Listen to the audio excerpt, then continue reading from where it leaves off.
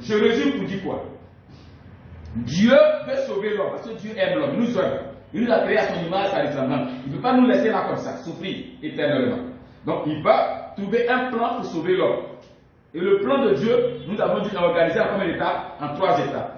La première étape, c'est que Dieu lui-même, il va venir sur la terre pour vivre avec nous en prenant la condition d'un homme. On dit Dieu s'est fait chair. Quand nous lisons Jean 1 verset au commencement, était la parole. Cette parole s'est fait chair.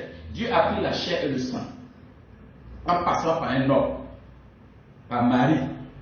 Donc comprenez pourquoi on appelle Jésus fils de l'homme. Il est né par un homme, parce que Dieu avait un plan. Il n'est pas venu au hasard de devenir un homme comme ça. Dieu voulait nous sauver. Il faut qu'il c'est par un homme que le péché est venu, que la mort est venue. Il faut que par un homme que le péché soit effacé et que la vie revienne. Donc Dieu va prendre la condition humaine. C'est la première étape.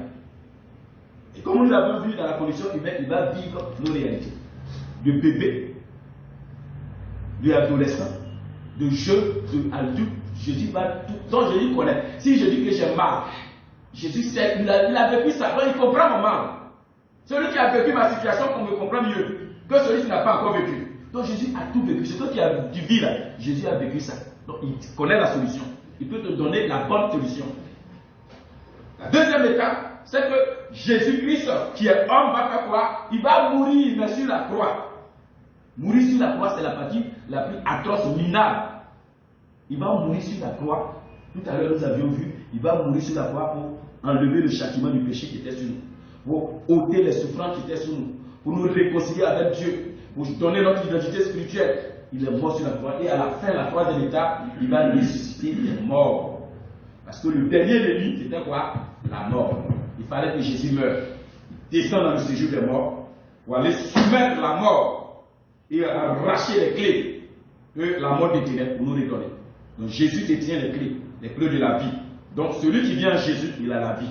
Celui qui vient à Jésus, il est sauvé. Amen. Que Dieu nous bénisse là où nous nous trouvons. Donc merci d'avoir suivi la leçon 1 du module 3 sur la foi au Sauveur Jésus. Donc à bientôt pour la leçon 2. Que Dieu nous bénisse. Oui, le chrétien peut le faire souvent par moment. On ne l'encourage pas. Mais il faut qu'il soit disciple. Amen. Donc c'est très important que nous formons des gens aux disciples. Mais pour former des gens aux disciples, on a des évangiles qui sont là.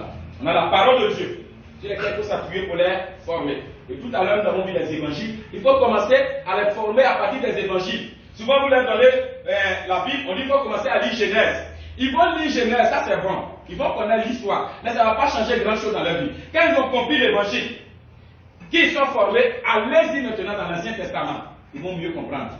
Parce que les évangiles parlent de l'Ancien Testament. Tout l'Ancien Testament parle de Jésus. Or, Jésus est résumé dans les évangiles. Alors, s'il connaît Jésus, qui va dans l'Ancien Testament, il comprendra mieux. C'est très important. C'est pourquoi nous avons vu tout à l'heure. Et on a vu que le message de l'évangile était autour de 10 points. Nous avons l'occasion d'étudier. Et ces 10 points, nous avons vu rapidement. Ces 10 points de la centralité et la divinité de Jésus.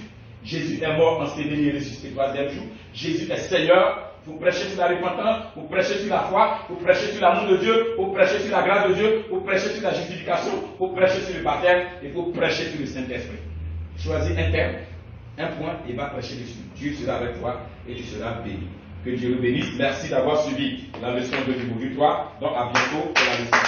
Que Dieu nous bénisse. Pour le disciple là. Amen. Amen.